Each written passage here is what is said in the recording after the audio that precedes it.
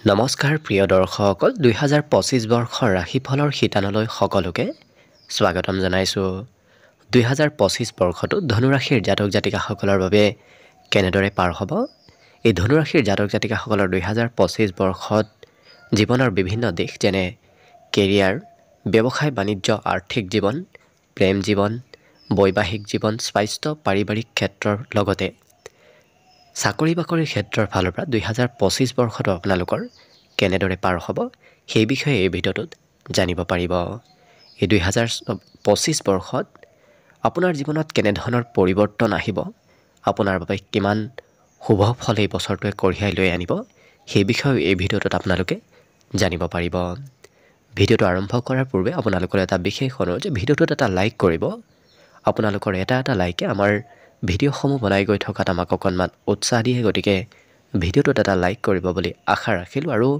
প্ৰতিদিনে নিজৰ ৰাশিফলবোৰ সদায় পাই থাকিবৰ বাবে চেনেলটো ছাবস্ক্ৰাইব কৰি ৰাখিব জ্যোতিষ শাস্ত্ৰ অনুসৰি ধনুৰাশি হৈছে ৰাশি চক্ৰৰ নৱমটো ৰাশি এই ধনুৰাশি অগ্নি তত্ত্বৰ ৰাশি আৰু এই ৰাশিৰ অধিপতি গ্ৰহ হৈছে গুৰু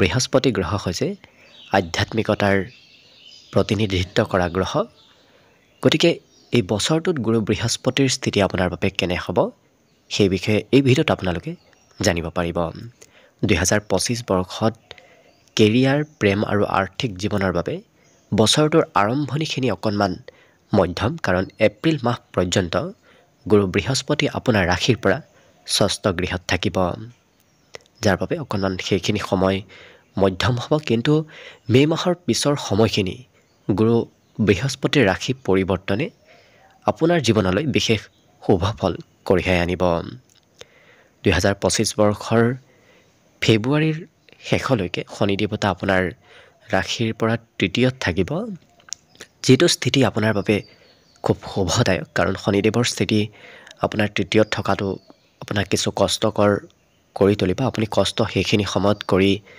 ভাল পাব কিন্তু চতুৰ্থ গৃহত যেতিয়া শনিদেৱৰ পৰিৱৰ্তন হ'ব তেতিয়া অকণমান মধ্যম ফলাফল আপুনি লাভ কৰিব লগতে ৰাহু কেতু যিহেতু বছৰটোৰ আৰম্ভণিত চতুৰ্থতে থাকিব চতুৰ্থ আৰু সেইফালে কেতু দশমত থাকিব যাৰ বাবে সিমান অনুকূল বুলি ক'ব পৰা নাযায় কিন্তু মে মাহৰ পিছত যেতিয়া গুৰু বৃহস্পতি আপোনাৰ ৰাশিৰ পৰা সপ্তমত পৰিৱৰ্তন হ'ব তেতিয়া জীৱনৰ বিভিন্ন ক্ষেত্ৰত সুখ সমৃদ্ধি ভৰি পৰিব লগতে আপোনাৰ যদি সোঁৱৰণিত গ্ৰহস্থিতিবোৰ ঠিকে আছে বিশেষকৈ দশা অন্তৰ্দশাবোৰ ভালে চলি আছে তেতিয়াহ'লে বিশেষ অশুভ প্ৰভাৱ পৰিলেও সিমান অশুভ প্ৰভাৱ এই বছৰটোত নাহে গতিকে যদি গ্ৰহগতিবোৰ ঠিকে আছে দশা অন্তৰ্দশাত ঠিকে আছে তেতিয়াহ'লে কোনো ধৰণৰ চিন্তা কৰিবলগীয়া নাই এতিয়া আহিছোঁ আমি আপোনাৰ বিস্তৃত ভৱিষ্যতবাণী এই 2025 বৰ্ষটো আপোনাৰ কেনেদৰে পাৰ হ'ব বিশেষকৈ কেৰিয়াৰ আৰ্থিক সকলো দিশৰ ফালৰ পৰা 2025 বৰ্ষটো কেনেদৰে পাৰ হ'ব সেই বিষয়ে জনাইছোঁ 2025 বৰ্ষত ধনুৰাশিৰ জাতক জাতিকাসকলৰ ফেব্ৰুৱাৰী মাহলৈকে সেইখিনি সময় শনিদেৱৰ স্থিতি আপোনাৰ বাবে খুব শুভ স্থিতিত থাকিব কিয়নো শনিদেৱ সেইখিনি সময়লৈকে আপোনাৰ ৰাশিৰ পৰা তৃতীয় গৃহত থাকিব যাৰ বাবে আপোনাৰ কেৰিয়াৰৰ ক্ষেত্ৰত অপৰিসীম সফলতা প্ৰদান কৰিব অৱশ্যে মাৰ্চ মাহত যি শনিদেৱৰ ৰাশিৰ পৰিৱৰ্তন হ'ব আপোনাৰ ৰাশিৰ পৰা চতুৰ্থ গৃহত যাব সেইখিনি সময়ত আপোনাৰ ৰাশিত ঢেয়া আৰম্ভ হ'ব যিটো সময়ত আপোনাৰ কেৰিয়াৰত সৰু সুৰা সমস্যা সৰু সুৰা বাধাৰ সৃষ্টি হ'ব পাৰে অৱশ্যে আপুনি কামত কৰা কঠোৰ পৰিশ্ৰমৰ বাবে আপুনি স্বীকৃতি লাভ নকৰিব কাৰণ যিখিনি পৰিশ্ৰম কৰিব তাতকৈ কম ফলাফল এই বছৰটোত লাভ কৰিব গতিকে শনিদেৱৰ প্ৰভাৱে আপোনাক তেনেধৰণৰ স্থিতিৰ সৃষ্টি কৰিব পাৰে কেৰিয়াৰৰ ক্ষেত্ৰত গতিকে যিকোনো কাম কৰাৰ পূৰ্বে অকণমান চাই চিতি কৰাটো ভাল হ'ব লগতে এপ্ৰিল মাহ পৰ্যন্ত সেইখিনি সময়ত কেৰিয়াৰৰ বাবে যদিও কিছু মধ্যম হ'ব কিন্তু বৃহস্পতি গ্ৰহ যেতিয়া আপোনাৰ ৰাশিৰ পৰা সপ্তমত যাব সেইখিনি সময়ত কিন্তু আপোনাৰ বাবে শুভ ফল কঢ়িয়াই আনিব ইয়াৰ পিছত ৰাহু আৰু কেতু আপোনাৰ তৃতীয় আৰু নৱম গৃহত যেতিয়া উপস্থিত হ'ব তেতিয়া কেৰিয়াৰত আপোনাক কিছু সফলতা প্ৰদান কৰিব আৰু সেইখিনি সময়ত আপুনি ভাল সুযোগ সুবিধা লাভ কৰিব। লগতে যদিহে আপুনি আপোনাৰ নিজৰ ব্যৱসায় কৰে তেতিয়াহ'লে ফেব্ৰুৱাৰী মাহ পৰ্যন্ত সেইখিনি সময় আপোনাৰ বাবে অত্যন্ত ভাল হ'ব। শনিদেৱৰ স্থিতিত আপুনি ব্যৱসায় বাণিজ্যত ভাল লাভালাভ ল'ব পাৰিব। মাৰ্চ মাহৰ পিছৰ সময়খিনিত ব্যৱসায়ৰ ক্ষেত্ৰত নতুন পৰিকল্পনা প্ৰস্তুত কৰিব লাগিব, কাৰণ সেইখিনি সময়ত ব্যৱসায়ত নতুনত্ব অনাটো আপোনাৰ বাবে ভাল হ'ব। কিন্তু মে' মাহৰ পিছত গুৰু বৃহস্পতিয়ে আপোনাক বিভিন্ন ক্ষেত্ৰত ইতিবাচক ফলাফল প্ৰদান কৰিব। গতিকে 2025 বৰ্ষটোৰ আৰম্ভণিৰ তুলনাত শেষৰ ভাগত গুৰু বৃহস্পতিৰ শুভ ফল আপোনাৰ ওপৰত বছৰটোত থকা দেখা যাব। এইবাৰ আহিছোঁ আৰ্থিক ক্ষেত্ৰৰ ফালৰ পৰা 2025 বৰ্ষটো আপোনালোকৰ কেনেদৰে পাৰ হ'ব। 2025 বৰ্ষৰ আৰম্ভণিৰ সময়খিনি ধনুৰাশিৰ জাতক জাতিকাসকলৰ আৰ্থিক ক্ষেত্ৰৰ ফালৰ পৰা অকণমান কিছু মধ্যম হ'ব, কিয়নো সেইখিনি সময়ত গুৰু বৃহস্পতি আপোনাৰ ৰাশিৰ পৰা ষষ্ঠ গৃহত থাকিব। ষষ্ঠত গুৰু বৃহস্পতিৰ প্ৰভাৱ অকণমান কম থাকে, যাৰ বাবে আপোনাৰ ব্যয়ৰ পৰিমাণ বৃদ্ধি পাব। সেইখিনি সময়ত হয়তো আপোনাৰ ঋণৰ বোজাও বৃদ্ধি পাব পাৰে, গতিকে গুৰুত্ব ৰাখিব। লগতে মাৰ্চ মাহৰ শেষত যেতিয়া শনি দেৱতাই আপোনাৰ ৰাশি পৰিৱৰ্তন কৰিব, তৃতীয়ৰ পৰা চতুৰ্থলৈ যাব, সেইখিনি সময়ত আপোনাৰ ব্যয় বৃদ্ধি হোৱাৰ সম্ভাৱনা যথেষ্ট আছে। অৱশ্যে ৰাহু কেতুৱে আপোনাৰ আৰ্থিক স্থিতিক কিছু সকাহ প্ৰদান কৰিব, যাৰ বাবে আপোনাৰ আৰ্থিক স্থিতি কিছু সবলৰ পিনে অহা দেখা যাব। এপ্ৰিল মাহ পৰ্যন্ত ধনুৰাশিৰ জাতক জাতিকাসকলে ব্যয়ৰ বাবে পৰিকল্পনা প্ৰস্তুত কৰি চলাটো কিছু ভাল হ'ব। সেইখিনি সময়ত আপোনাৰ সুখ সুবিধাও হ্ৰাস পাব পাৰে, অযথা ব্যয় বৃদ্ধি পাব, আপুনি ঋণ ল'বলৈ হয়তো বাধ্য হ'ব পাৰে। গতিকে এপ্ৰিল মাহলৈকে আপুনি গুৰুত্ব দিব, তাৰ পিছৰ সময়খিনি আপোনাৰ বাবে কিন্তু অতি শুভ দেখা পোৱা গৈছে। আপোনাৰ যেতিয়া গুৰু বৃহস্পতি ৰাশিৰ পৰা সপ্তম গৃহত প্ৰৱেশ কৰিব, তাৰ ফলত আপোনাৰ ধনৰ প্ৰৱাহ বৃদ্ধি পাব। আপুনি সঞ্চয় কৰিবলৈও সেইখিনি সময়ৰ পৰা সক্ষম হ'ব পাৰিব। গতিকে লক্ষ্য কৰিলে আপোনাৰ মে' মাহৰ পিছৰ সময়খিনি আৰ্থিক জীৱনৰ ফালৰ পৰা খুব শুভ আৰু মংগলময়ভাৱে অতিবাহিত হ'ব। ইয়াৰ পিছত আহিছোঁ আপোনাৰ শৈক্ষিক জীৱনৰ ফালৰ পৰা 2025 বৰ্ষটো কেনেদৰে পাৰ হ'ব।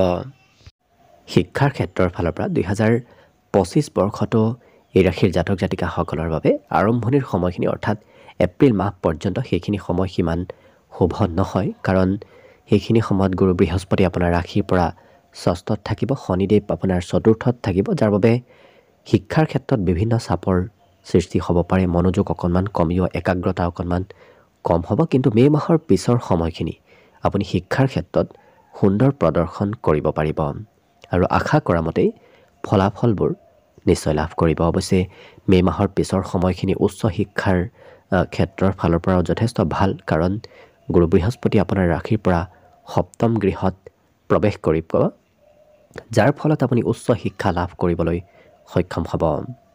লগতে আপোনাৰ ৰাহু কেতু এই দুয়োটা গ্ৰহ বছৰটোত আপোনাক বিভিন্ন ক্ষেত্ৰত সমৰ্থন কৰা দেখা যাব। মে' মাহৰ পূৰ্বৰ সময়খিনি আপুনি পঢ়া শুনাত অকণমান গুৰুত্ব দিয়াটো ভাল হ'ব। অৱশ্যে বৃহস্পতি যেতিয়াই ৰাশি পৰিৱৰ্তন কৰিব, তেতিয়াৰ পৰাই আপোনাৰ পঢ়া ক্ষেত্ৰত বিশেষ সুফল এই বছৰত নিশ্চয় লাভ কৰিব।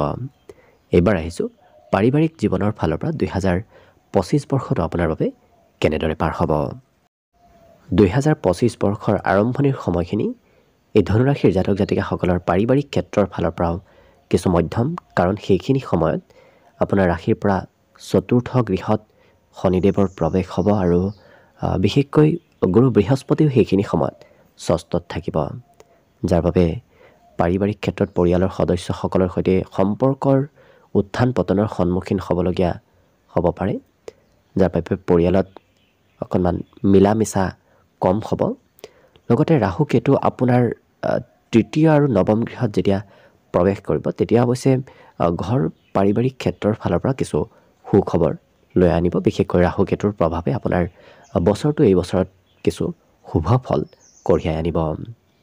লগতে মে' মাহ পৰ্যন্ত আপুনি কিছু অপেক্ষা কৰিব লাগিব, কাৰণ গুৰু বৃহস্পতি যেতিয়ালৈকে পৰিৱৰ্তন নহয় তেতিয়ালৈকে আপোনাৰ বাবে মধ্যম, কিন্তু মে' মাহৰ পিছৰ সময়খিনি যেতিয়া গুৰু বৃহস্পতি আপোনাৰ ৰাশিৰ পৰা সপ্তম গৃহত প্ৰৱেশ কৰিব, সেইখিনি সময়ত আপোনাৰ বাবে বিশেষ সুফল কঢ়িয়াই আনিব। সপ্তমত গুৰু বৃহস্পতিৰ স্থিতিয়ে আপোনাৰ সকলো দিশত শুভ ফল নিশ্চয় কঢ়িয়াই আনিব।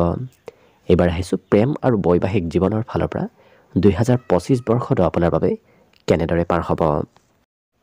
এই বছৰ প্ৰেম আৰু বৈবাহিক ক্ষেত্ৰৰ ফালৰ পৰা ধনুৰাশিৰ জাতক জাতিকাসকলৰ বছৰটোৰ আৰম্ভণিৰ সময়খিনি মধ্যম, কিয়নো গুৰু বৃহস্পতি আপোনাৰ যেতিয়ালৈকে ষষ্ঠত থাকিব তেতিয়ালৈকে কিছু মধ্যম। লগতে শনিদেৱ আপোনাৰ যিহেতু চতুৰ্থ গৃহত প্ৰৱেশ কৰিব মাৰ্চ মাহত, যাৰ বাবে আপুনি প্ৰেম আৰু বৈবাহিক জীৱনত অকণমান আৱেগিক উত্থান পতনৰ সন্মুখীন হ'বলগীয়া হ'ব পাৰে। কিন্তু ধনুৰাশিৰ জাতক জাতিকাসকলৰ শুক্ৰ গ্ৰহ যেতিয়া 29 জুনৰ পৰা 26 জুলাই আৰু 2 নৱেম্বৰৰ পৰা 26 নৱেম্বৰ সেইখিনি সময়ছোৱাত শুক্ৰ গ্ৰহৰ শুভ প্ৰভাৱে এওঁলোকৰ পাৰিবাৰিক জীৱন, প্ৰেম সম্বন্ধ এই দুয়োটা ক্ষেত্ৰতে শুভ ফল প্ৰদান কৰা দেখা যাব। লগতে এপ্ৰিল মাহৰ সময়খিনি আপোনাৰ বাবে অকণমান মধ্যম বুলি পূৰ্বতে কৈ আহিছোঁ, কাৰণ প্ৰেম জীৱনত সেইখিনি সময়ত সমস্যাৰ সৃষ্টি কৰিব পাৰে। কিন্তু মে' মাহত হ'বলগীয়া গুৰু বৃহস্পতিৰ ৰাশি পৰিৱৰ্তনে আপোনাক নতুন সম্পৰ্কত কিছু লিপ্ত কৰোৱা দেখা যাব। বিবাহৰ যোগ্য ব্যক্তিসকলৰ বাবে এই বছৰত বিবাহৰ সম্ভাৱনা প্ৰবল আছে। প্ৰেম বিবাহৰ সম্ভাৱনাও এই বছৰত যথেষ্ট দেখা পোৱা গৈছে। গতিকে এপ্ৰিল মে' মাহৰ পিছৰ সময়খিনি গুৰু বৃহস্পতিৰ প্ৰভাৱত এই ধনুৰাশিৰ জাতক জাতিকাসকলৰ বাবে প্ৰেম আৰু বৈবাহিক জীৱন যথেষ্ট সুখময় কৰি তুলিব। এইবাৰ আহিছোঁ স্বাস্থ্যৰ ফালৰ পৰা আপোনাৰ 2025 বৰ্ষটো কেনেদৰে পাৰ হ'ব। স্বাস্থ্যৰ ফালৰ পৰা লক্ষ্য কৰিলে এই বছৰ এই ধনুৰাশিৰ জাতক জাতিকাসকলৰ বছৰটোৰ আৰম্ভণি কিছু মধ্যমভাৱেই পাৰ হ'ব, কিয়নো গুৰু বৃহস্পতি ষষ্ঠত থাকিব, শনিদেৱ চতুৰ্থত থাকিব, যাৰ বাবে আৰম্ভণিৰ সময়খিনি কিছু মধ্যম। অৱশ্যে মে' মাহৰ পিছত যেতিয়া গুৰু বৃহস্পতি আপোনাৰ ৰাশিৰ পৰা সপ্তম গৃহত প্ৰৱেশ কৰিব তেতিয়া আপোনাৰ স্বাস্থ্য পাতিত সবলতা আহিব। সেইখিনি সময়ত আপোনাৰ ৰোগ প্ৰতিৰোধ ক্ষমতা শক্তিশালী হ'ব আৰু আপুনি নিজকে কিছু শক্তিশালী অনুভৱ কৰিব পাৰিব। গতিকে বছৰটো এপ্ৰিল মে' মাহৰ পিছৰ সময়ৰ পৰা আপোনাৰ স্বাস্থ্য পাতিটো শুভ ফল লাভ কৰিব। অৰ্থাৎ অসমীয়া নৱবৰ্ষৰ আৰম্ভণিৰ পৰাই এই ধনুৰাশিৰ ব্যক্তিসকলৰ বিভিন্ন ক্ষেত্ৰত বিভিন্ন দিশত সুফল লাভ কৰা দেখা যাব। গতিকে আশা কৰিছোঁ আপোনাৰ বাবে 2025 বৰ্ষটো যেন শুভ আৰু মংগলময় হৈ পৰক, তাৰেই কামনাৰে ভিডিঅ'টো আজিৰ বাবে ইমানতে সামৰণি মাৰিছোঁ। ধন্যবাদ।